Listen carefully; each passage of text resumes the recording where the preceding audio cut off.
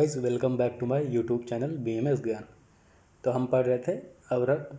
तो अब हमको पढ़ना है धान अभ्रक का निर्माण, ठीक है, और धान अभ्रक निर्माण मेथड, ठीक।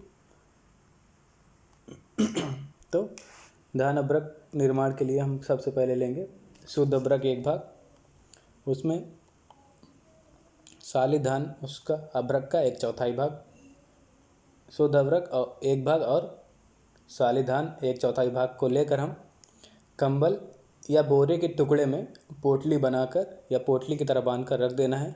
उसके बाद हमको उस पोटली को, जिसमें शुद्ध अभ्रक और साली धान है, उसको हमको जल या कांजी में 3 रात्रि तक उसको डुबा कर रखना है। 3 रात्रि तक जल या कांजी में डुबा कर रखना है।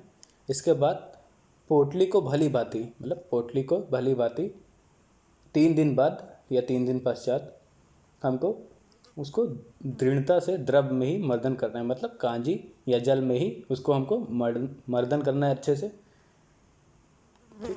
तो मर्दन करने के बाद हमको जो अभ्रक का सूक्ष्म चूर्ण है या कण रूप जो होता है वो कंबल या बोरे के छिद्र से या पोष से जो बाहर निकलकर जल में या कांजी में चला जाएगा। फिर उसको हमको स्थिर होने के बाद सावधानी से द्रव जो जल को निथार कर पात्र के निचले भाग से धान अभ्रक को एकत्रित करके, तो उसको निथार कर पात्र के जो निचले भाग से धान अभ्रक को एकत्रित इकट्ठा करके हमको सुखा लेना है, ठीक है। और इस धान अभ्रक को हमको भस्म बनाने में प्रयोग करना है। तो ये हो गया हमारा धान अभ्रक निर्माण विधि। तो इंग्लिश में देख लेते हैं इसको। प्रोसीजर यूज्ड फॉर धान अभ्रक निर्माण मेथड, ठीक। तो प्यूरिफाइड अभ्रक मिक्सड विद धान मतलब paddy grains is made into a potli bundle and is kept immersed in kanji for 3 days। 3 दिन तक हमको कांजी में उसको डुबा के रखना है। ऑन 4th day, चौथे दिन हमको it is rubbed vigorously to allow most of the fine abhrak particles to pass through into liquid, ठीक है। तो इसके बाद हमको चौथे दिन उसको रब करना है विग्रसली, जिसके कारण उसमें जो फाइन अभ्रक पार्टिकल या उसके जो सूक्ष्म कण होंगे वो लिक्विड में या कांजी में चले जाएंगे। फिर उसके बाद हमको लिक्विड को फिल्टर कर लेना है या उसको निथार लेना है और फाइन पार्टिकल्स को कलेक्ट करके हमको सुखा लेना है। और ये सूखे हुए अब जो धान अभ्रक है उसको हमको भस्म बनाने के प्रयोग में यूज़ करेंगे, ठीक। तो ये हो गया हमारा धान अभ्रक निर्माण। अब हम नेक्स्ट देखते हैं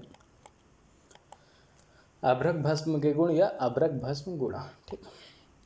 तो जो अभ्रक भस्म होता है वो के गुण में, तो जो अभ्रक भस्म के गुण होते हैं वो उसमें होता है गुण, इसका पहला है कि बल्य होता है ये अभ्रक भस्म। नेत्रवर्धक होता है, मतलब नेत्र की ज्योति को बढ़ाता है। बुद्धिवर्धक होता है, बुद्धि को बढ़ाने वाला होता है। स्तन जनन होता है। उत्तम रसायन होता है, ठीक। और केश से होता है, मतलब बालों को बढ़ाने वाला। दीपन होता है। रुचिकारक होता है, ठीक। ये हो गया हिंदी में इतना। इसके और भी गुण हैं, जैसे कि वात पित्त क्षय रोगनाशक होता है ये। बाजीकारक होता है। स्निग्ध होता है। कफनाशक होता है। शीतवीर होता है, ठीक है। तो ये इतने ही याद कर लें, बहुत है।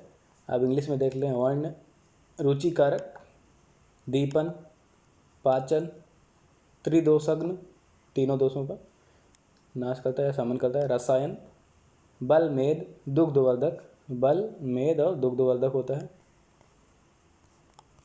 उसके बाद बाजीकरण होता है, ठीक है। ये हो गया हमारा अभ्रक सत्व के भस्म के गुण, ठीक। अब हम नेक्स्ट देखते हैं अभ्रक भस्म की मात्रा या डोज। तो अभ्रक भस्म की मात्रा में 1 से 2 रत्ती हमको यूज़ करना है या डोज देना है।